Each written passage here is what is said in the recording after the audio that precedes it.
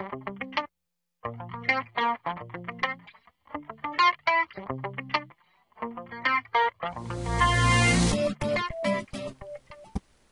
morning, everybody. Welcome to the Trading Market Technicals Morning Call video for Monday, March the 25th.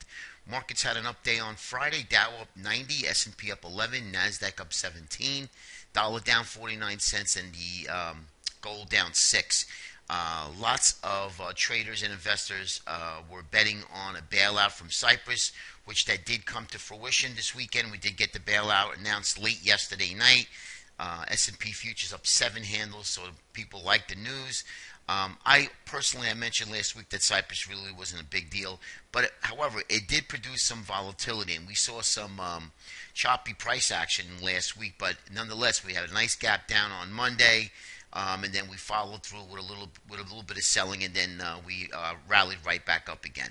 Since the March 8th, that gap up, if you look at it, we haven't really gone anywhere. We've been up literally 1% plus or minus on the NASDAQ, and actually NASDAQ was a little bit lower. So we've really gone nowhere in the last 2 weeks, and I've always stressed that, and I showed you on a short-term chart that we'd gap up, sideways consolidation for 6-7 days, then gap up again, and the day trade is really not the environment for trading, for day trading effectively, and or at least being actually really busy. But I think that's going to probably change. I do think it changes eventually.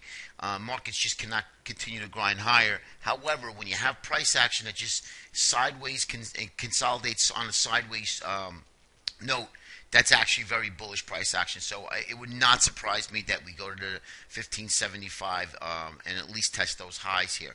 I have a lot of charts that I want to get through today here and I want to show you. But again, the markets do not want to go down, and you cannot fight the trend. Be nimble, be selective in your trade ideas, and if you be patient enough, you will still get paid in this low volatility environment, especially for the day traders. Obviously, if you're swing trading and you're holding positions overnight, I personally think the risk is either to the upside and to the downside when you're holding positions overnight.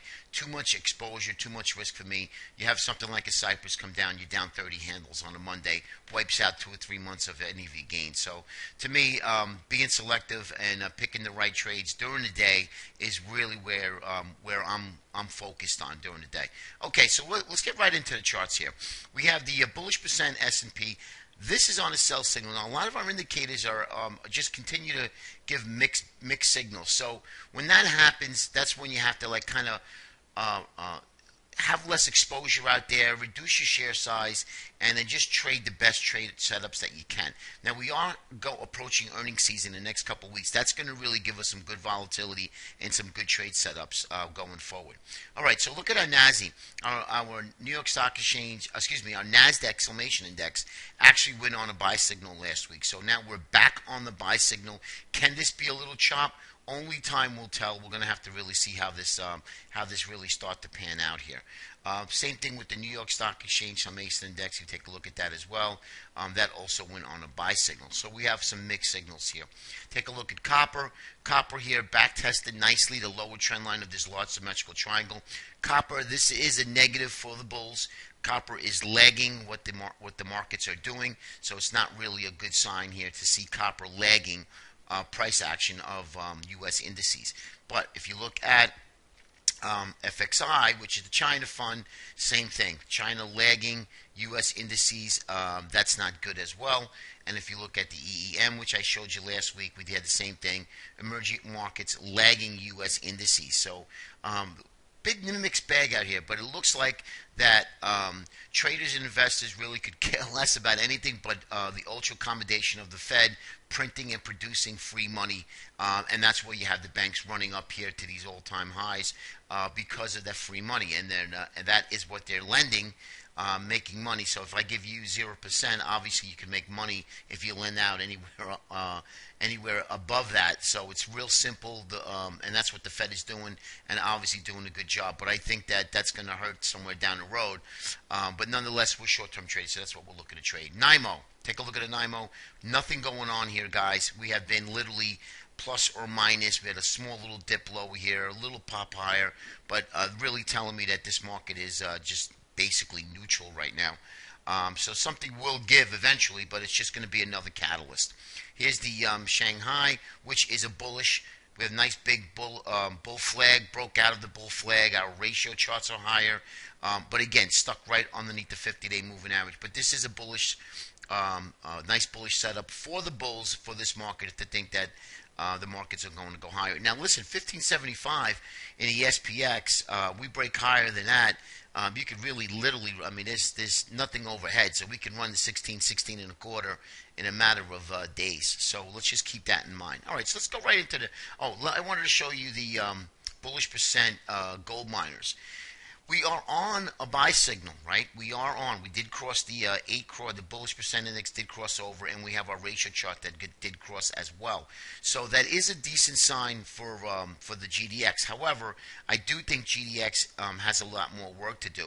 We do have this little inverted head and shoulders. We broke the slanted neckline. And now we're basically filling in this little corner here, inside day from Thursday's up day. So I do think this could go either way, especially when you have either risk on, risk off type environment. That's why this GDX gets to be a little tricky. I think it does have a little bit more work to do. If you're not trading it for the day, I would kind of sidestep this to look to take a position on this thing. Now, if this failed and we really fell hard for 2 or 3 days because it is oversold already, then I would say, you know, maybe for a trade for 2 or 3 days. But right now, I would kind of stay away from it if you're not just obviously day trading it. Here's the USO. We're still in this bear flag configuration here. We did have an outside day reversal from Thursday. And oil is going to be, crude's going to be interesting. If oil starts to break out higher, we're going to really see, and we're going to test to see what happens with the transportation sector. So that could eventually put a damper on what's happening. But we're not looking to predict. We're not in a prediction game here. So right now, oil to me is neutral. It's kind of dead money. I'd stay away from oil itself. Here's a monthly chart of the SPY. And as you can see here, we hit this thing twice back in 2000, 2007. And we are literally, I would say, about a point away from the highs. And if we can't get there, we'll probably get there today.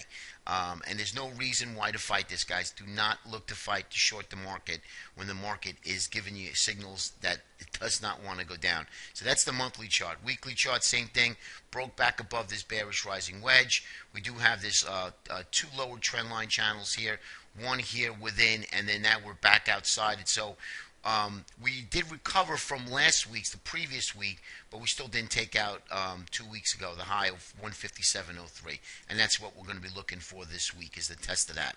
Daily chart still in this sideways channel, as you can see here. So we're going to need to really get some work here. But if we're up 7 now, and if we can really muster a little steam here, I think that we can start breaking out and testing the upper end of this channel by week's end. Okay, here's the 60-minute spiders, and we do have our indicators are rolling over again. We do have a little bit of divergence, but again, divergence isn't in itself a sell signal. We need price to follow suit. Price broke down, as you can see, a little choppy price action from last week, but nonetheless, we had a decent week last week by looking at being selective at certain stocks, but very sloppy here. But again, guys, we're at R1. Let's see if this thing can test the 157 area back up in here. That's on the 60-minute chart. Bollinger Bands, look, you can see here, the last 2 weeks really have gone nowhere. And that's really what's frustrating a lot of traders, really going nowhere. No true price action here. So 60-minute Bollinger Band starting to tighten. I'd like to see a little bit more sideways consolidation before the market starts to break out in either direction. It doesn't tell you where, but eventually it would, if it's going to break out, it would more than likely break out to the upside. Since the Cyprus supposedly is resolved, markets are up in a pre-market, so it looks like we're going to go higher yet again. Here's the S&P 500 on the daily chart. Here's our little areas where I'm looking for, but markets do not want to go down. So if they don't want to go down, you don't want to be fighting the trend. The trend is higher. So every time this market consolidates and goes sideways, that's telling you, and what happens, it unwinds our indicators here from an overbought reading to a neutral reading, just giving it more fuel to run higher. So, you know, like I said, please don't look to short the market here. It's not worth it. Same thing with the transportation sector. Did get a little bit of a pullback. Finally, went to the 20-day moving average. We caught this little rising trend channel. So we are still within a rising channel. This is bullish price action. Now we just need to take out the 110 and then probably look to run higher. We'll probably get this upper end of this channel here again. But if you're not looking at the transports and you're not looking at the Russell and you're not looking at copper and the VIX, you're really not going to get a good gauge internally of what's happening with the markets during the trading day. Okay, here's the IWMs. Same thing here. We just had a little bit of move backing and filling here within this sideways consolidation. We are starting to unwind of our RSI and our MACD. Volume is light, so the pullback, this is bullish. So until we start breaking the 20-day moving average and get outside these upper trend channels, guys, it's market's going to continue to grind higher.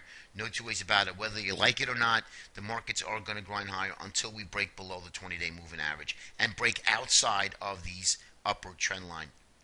Okay, and here's the diamonds, sideways consolidation, again bullish. We're way below the 20-day moving average. So this, believe it or not, Dow Jones is holding up pretty nicely. But again, we are in this channel sideways, and we're starting to unwind our overbought reading. Same thing here. So to me, if we don't have any type of catalyst, any type of risk-off type mentality here, markets will just continue to go higher. Here's Apple. Last couple of charts, guys. Apple held the 520 nicely the last 3 weeks. We are now getting to this other longer-term trend line. So maybe Apple sells up a little bit. If it does start to sell off, we don't want to get past at least 440. We want to keep it above 440. Otherwise, it'll start to fade back down to the 420. But again, Apple still needs a lot of work. I would be looking just for 1 or 2 day swing trades, maybe day trades. But for me, I'm not looking to buy Apple here at any time soon. Not yet, anyway. Here's a daily chart of Apple. You can see this little bullish falling wedge within the larger wedge. We did break above this 440 area and hold it nicely. Now we got the 50-day moving average to deal with, and then of course the upper end of this trend line. But if we start to break back above it and break back down and make higher lows, which we're making now off the lows here, this is good. This is a great sign. However, we still need a little bit more work here for a little backing and filling. Lastly, the Qs. Weekly chart of the Qs in this big rising wedge here. So, but again, really haven't gone anywhere in months. We're literally stuck in this consolidation area here.